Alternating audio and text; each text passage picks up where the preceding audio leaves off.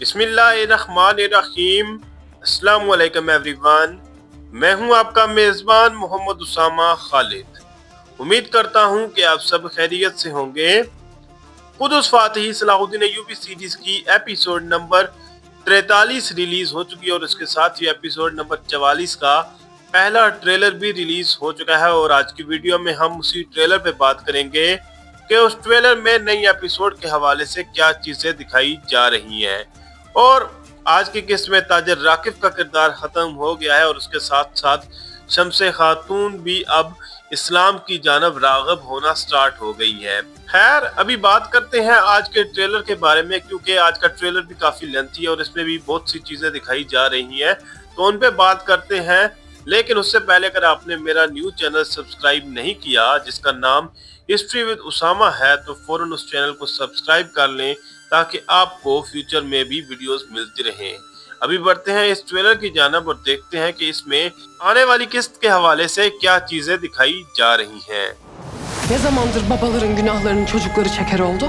Trailer के पहले ही scene में बोरू और सायरा एक दफा फिर आमने सामने दिखाए जा रहे हैं और लास्ट एपिसोड में भी वो आमने सामने हुए थे और अब आने वाली किस्त में भी वो आमने सामने दिखाए जाएंगे। और यहाँ पर सायरा का डायलॉग सुनाई दे रहा है जो कि बोरू से ये बात बोल रही है कि कब से बाप के गुनाहों की सजा उसके बच्चों को मिलने लग पड़ी है। तो देखते हैं कि बोरू ने ऐसा क्या कहा होगा जिस पर सायरा ने ये बात बोली है। Ben kadı değilim. Aklımla kalbimle hüküm veririm. Gebertin onu! यहाँ पर बोरू का डायलॉग सुनाई दे रहा है और वो सायरा की बात का जवाब देते हुए ये कह रहे हैं कि मैं कोई काजी नहीं हूँ, मैं सिर्फ अपने दिमाग और अपने दिल की बात सुनते हुए फैसला करता हूँ। और उसके बाद यहाँ पर जो खलीफा के सिपाही हैं वो सलाहुद्दीन अय्यूबी और शम्से खातून को मारने का हुक्म देते हुए नजर आ रहे हैं, लेकिन सलाहुद्दीन अय्यूबी उनके खिलाफ लड़ते हुए देखे जा सकते हैं। Babam evlenmemize asla İzin verecek. Benimle gitmiş.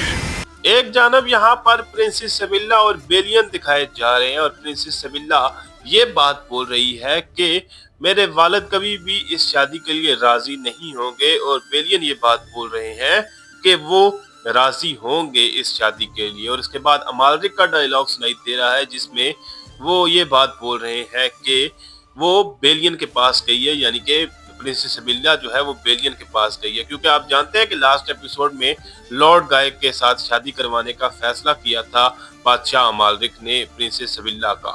şehir Bizans ve Kudüs ordusu tarafından kuşatılacak. इस सीन में काउंटेस मीला और सायरा दिखाई जा रही है, जहां पर सायरा काउंटेस मीला को ये बात बोल रही है कि इस शहर का मुहासरा होने वाला है, यानी कि मिस्र का मुहासरा होने वाला है कुदस की और बाज़ंतीनियों की फौज की जानब से। तो आने वाली केस में हमें एक मुहासरा देखने को मिलेगा और उसके साथ साथ यहाँ पर शम्से खातून ये बात बोल रही है कि मुझे छोड़ दो, जिसके बाद सलाहुद्दीन अय्यूबी खलीफा के सिपाही को मारते हुए नजर आ रहे हैं। Prenses Sibilla'yı derhal bana teslim edeceksiniz. Hani neyin oluyorum diye sormuştun ya. अब जैसा कि आप जानते हैं कि लॉर्ड गाय और प्रिंसेस सबिल्ला की शादी का फैसला किया गया है, तो इस वजह से लॉर्ड गाय पहुंच चुके हैं बेलियन के पास प्रिंसेस सबिल्ला को वापस लेकर आने के लिए और यही बात बोल रहे हैं कि आप प्रिंसेस सबिल्ला को जल्द अज जल्द मेरे हवाले करेंगे। तो देखते हैं कि बेलियन इस बात का क्या जवाब देंगे। और उसके साथ साथ सलाहुद्दीन अय्यूबी शम्से खातून से ये बात बोल रहे हैं कि आपने मेरे से पूछा था कि आप मेरी क्या हो या क्या आप मेरी क्या लगती हो। तो देखते हैं कि इस पर सलाहुद्दीन अय्यूबी अब क्या बात कहते हैं। Seni gördüğüm ilk günden beri ben bilirim cevap. Sen benim gözümün nurusun. आखिरकार सलाहुद्दीन अय्यूबी ने भी एतराफ़ मोहब्बत कर ही दिया और यहाँ पर वो शम्से खातून को ये बात बोल रहे हैं कि मैं पहले दिन से जानता हूँ कि आप मेरी क्या हो। और उसके बाद वो ये बात बोल रहे हैं कि आप मेरी आंखों का नूर हो। तो देखते हैं कि अब शम्से खातून सलाहुद्दीन अय्यूबी को इस बात का जवाब देते हुए क्या कहेंगी। Umarım Dimyat'ı yorulmadan alırlar. Bizans donanması Dimyat'a yanaşmış. एक जानब शतीलोन ईसाई सिपाहियों को अपने साथ लिए हुए दिमियात की जानब बढ़ रहा है और ये बात बोल रहा है कि उम्मीद करता हूँ कि दिमियात को ये लोग ज्यादा कोशिशों के बगैर ही हासिल कर लेंगे, यानी कि ज्यादा एफर्ट नहीं करनी पड़ेगी दिमियात को हासिल करने की। और उसके बाद यहाँ पर बोरू सलाहुद्दीन अय्यूबी को ये पैगाम पहुंचा रहे हैं कि बाज़ंतीनी जो बेड़ा है यानी बहरी बेड़ा वो दिमियात के मुहासरे के लिए पहुंच चुका है। Dimyat düşerse Bizans'a Kahire'nin yolu açılır. Bu bizim Mısır'da son imtihanımız. इस सीन में काजी फाजिल का डायलॉग सुनाई दे रहा है और वो यहाँ पर ये बात बोल रहे हैं कि अगर दिमियात गिर जाता है यानी कि बाज़ंतीनी जो है वो दिमियात को कब्जे में ले लेते हैं तो उसके बाद बाज़ंतीनियों और मिस्र के दरमियान कोई भी रुकावट बाकी नहीं रहेगी। और उसके बाद यहाँ पर सलाहुद्दीन अय्यूबी का डायलॉग सुनाई दे रहा है जो कि ये बात बोल रहे हैं कि ये जो मुहासरा होगा दिमियात का ये मिस्र में हमारे लिए आखिरी इम्तिहान होगा। Allah kazamızı mübarek eylesin. Amin. Amin.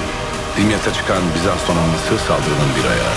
एक जानब यहाँ पर सलाहुद्दीन अय्यूबी ये बात बोल रहे हैं कि हमारी जो जंग है या हमारा जो जिहाद है वो हमारे लिए मुबारक हो और तमाम सिपाही आमीन कहते हुए दिखाए जा रहे हैं। और उसके बाद यहाँ पर मालरिक का डायलॉग सुनाई दे रहा है जो कि लॉर्ड गाय से ये बात बोल रहे हैं कि ये जो दिमियात की जानब बाज़ंतीनी बहरी बेड़ा बढ़ रहा है ये सिर्फ हमले का एक हिस्सा है। तो देखते हैं कि इससे आगे क्या चीजें दिखाई जाती हैं।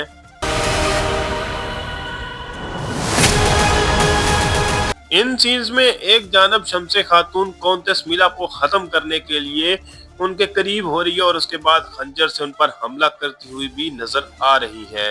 तो देखते हैं कि वो इसमें कामयाब होती हैं या नहीं। और उसके साथ साथ दिमियात के मुहासरे के हवाले से ये मैं बात ऐड करता चलूं कि ये एक तारीखी मुहासरा है, लेकिन एक चीज है जो इस सीरीज में मिसिंग है वो है वजीर शावर, क्योंकि दिमियात के मुहासरे तक वजीर शावर जिंदा थे और जो कि यहाँ पर अब किरदार खत्म हो चुका है। Küffar ordusunun önünü süratle kesmemiz lazım. इन सीन्स में सुल्तान नूरुद्दीन अमीर यारूकी से ये बात बोल रहे हैं कि आप क्या कह रहे हैं यारूकी। तो हो सकता है कि अमीर यारूकी ने सुल्तान नूरुद्दीन को सलाहुद्दीन अय्यूबी की मदद करने से रोकने का मशवरा दिया हो, जिस पर सुल्तान नूरुद्दीन ये बात बोल रहे हैं। और उसके बाद यहाँ पर सलाहुद्दीन अय्यूबी का डायलॉग सुनाई दे रहा है और वो ये बात बोल रहे हैं कि हमें जल्द अज जल्द कुफार की फौज का रास्ता रोकना चाहिए। Neye uğradığını şaşıracak kafirler. Yoksa bu ateş hepimizi yakar. यहाँ पर एक जानब बोरू का डायलॉग सुनाई दे रहा है जो कि ये बात बोल रहे हैं कि कुफार को नहीं समझ आएगा कि उनका सामना किस चीज से हुआ है या उनके साथ हुआ क्या है। और उसके बाद सलाहुद्दीन अय्यूबी का डायलॉग सुनाई दे रहा है और वो ये बात बोल रहे हैं कि अगर ऐसा ना हुआ तो ये जो आग है ये हम सब लोगों को जला देगी। तो देखते हैं कि इससे आगे इस ट्रेलर में क्या चीजें दिखाई जा रही हैं। Selahaddin'in imdadına yetişeceğim. ट्रेलर के लास्ट सीन में सुल्तान नूरुद्दीन का डायलॉग सुनाई दे रहा है और वो ये बात कह रहे हैं कि मैं सलाहुद्दीन अय्यूबी की मदद करने के लिए जरूर पहुंचूंगा। तो इस बात से मेरा ये अंदाजा था कि हो सकता है कि अमीर यारूकी ने सुल्तान नूरुद्दीन को रोका हो कि वो सलाहुद्दीन अय्यूबी की मदद के लिए ना पहुंचे। और उसके साथ साथ ट्रेलर के लास्ट सीन में हम सलाहुद्दीन अय्यूबी को भी देख सकते हैं और आने वाली किस्त में हमें दिमियात का तारीखी मुहासरा दिखाया जाएगा और देखते हैं कि हमें मजीद क्या चीजें देखने को मिलती हैं। फिल वक्त के लिए इतना ही। अगर आपको वीडियो अच्छी लगी तो वीडियो को लाइक लाजमी करिएगा, मेरे नए चैनल को लाजमन सब्सक्राइब करें और बेल आइकन को प्रेस करें ताकि आपको तमाम नई वीडियोस की अपडेट्स मिलती रहें। मिलते हैं बहुत जल्द नई वीडियोस के साथ, नई अपडेट्स के साथ। इजाजत दीजिए, अपना ख्याल रखिएगा। अल्लाह हाफिज।